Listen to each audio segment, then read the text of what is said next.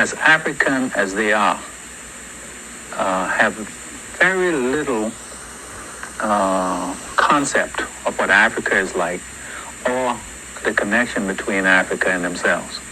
In Penn School, is the institution that began training Africans after slavery to become Americans. And so most of the people who graduated from Penn School have rejected any kind of Gullah or Gullah culture because they really wanted to be polished Americans. And so people who were at the setting of the president's visit that graduated from Penn School, I could see an immediate change in their attitude toward Gullah. I mean, after the president. Now, he said that the school was opened to help train Africans to become Americans. Isn't that similar to like what the Indian boarding schools were doing? Because remember, they didn't really want us reading and writing. So just because they freed us, even though that story's crazy, all of a sudden they're training us to be Americans like they were doing boarding schools. But that's in the 1860s and 70s. But that school said it was established in 1662. Who were they training in 1662? Were they Africans or were they Indians going through Indian boarding schools or just school education? Well, the word South Carolina didn't start getting thrown around in the area until around the 1650s. So the area was called Chicora before that, and I'll show you on a map. But just so you can see through AI, Chicora refers to the name given by the Spanish explorers from the legendary Native American kingdom in present-day South Carolina. And here's an old French map, which shows Florida, right? Virginia, but there's no Carolina in between, right? It hasn't been established yet, according to this map from 1567. See that? You got to know your timeline. So who was living here? This would be your Indians right now, Black Indians. And coming in close on the map, you see Chicora right there next to Charles Fort, which becomes Charlestown. See, the YTs had just got here and created a fort to hold back the Indians and protect themselves, right, as they fought against everybody. But Chicora was right there. Now, this is 1662 when the school gets established. We just seen that Carolina didn't exist. Charles Fort existed, proving YT folks had been there. No proof of Africans, because there's only that 1612 thing they try to say when the first 20 and odd Negroes showed up. Some people credit the Lucas Vasquez de Ayllon people coming with the Spaniards, the Moors that came with them as well. Many of the Spaniards and some of them other people were Moors also. But regardless of all of that, the people in this area would have been Black Indians. We can get to that, but I want to stick to this first, this timeline, 1662. And again, we just saw Chicora on a map from 1567 from the French. And after going and digging through the Portugal government website archives, I found maps. That's how much I be digging. I go outside the United States online, okay? But as you can see, the Carolinas are now has a line dotted around and is now being outlined in the area. So this is the time frame when it just got there. And this map is around the 1650s. So that's how I knew what was going on. So think about it. Now we have an area being called that where settlers, YT settlers, are coming in and putting themselves in position. After they had built Charles Fort, they came and made a fort, put themselves in position, and came in after that and started claiming more and more land and bringing more and more people in.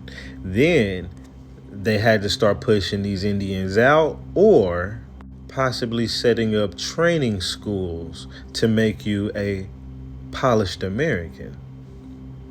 Because when you go back into the French archives website, this whole thing is in French. You'll start to see maps from people in Florida with lions and Indians that have hair and are melanated that look like that. But if that's not enough, you have maps like this that I found as well from the French. And coming up here, you'll very much so notice what they say the Indians look like. Just like these, and even those plates going around their chest are very similar to the Timucua Indians drawn in other people's book who were lying about what they look like. The same plates on these drawn by Jacques Lemoyne, but as you can see, the phenotype and the melanation is not in there, and this book was done at a later date. And even on this map that I found from the French, you can hop down here and easily see the phenotypes of a Caribana, a original Carib, a Carib Indian. And the guy's got his pipe, got the bow and arrows and the hair and the brown skin. So yeah, the Geechee that lived along these islands in the Geechee River were Indians who were retaught through Indian schools in 1662, right? And it's no wonder that this 1662 school became a model because it was incorporating principal educations found in Tuskegee and Hampton Institute. It was incorporating things from other black so-called schools. But again, 1662. And keep in mind, even though these numbers aren't completely correct, according to the slave population census form down below, first I'll show you because the slavevoyages.org shows that between 1520 to 1866, they only have about 90,000 Africans removed in paperwork. But on that census form, most of the importations of so-called some Africans and other people didn't even start until 1715. Almost 65 years or so from that 1650, or that thing said whatever date that school was open. And it even says right here, the trade of Negro slaves to the Americas was too small before 1753 to attract attention. And then it kind of gives some more stuff about how some of the British people were coming from the British West Indies and importing people from the Caribbean islands, those Caribs. So riddle me this. If the school was built in 1662 in Beaufort County, right in Geechee territory, where prior to that it was called Chicora, and Chicora had over 500 tribes, these being some of those tribal names that was in the South Carolina Low Country between 1562 to 1751, all of these tribes plus the ones they're not telling us about, and their first times mentioned in books and the last time mentioned in books. Well, that's funny. As they train these people in schools, likely, all of a sudden they stop getting mentioned in books around no more after 1750. Coincidentally, around the time you go from being called Chicora and just having a fort to training these folks, and while you're training them around the same 1650s time, you're carving out all kind of new extra land for yourself after you had that little Charles fort, Now you're carving out land and building schools to teach people. Teach people to believe a story of being Africans? To make you forget that you was part of this land? Or you gonna tell me that the Africans came mixed in with the Indians because everybody wants to have relations with an African, right?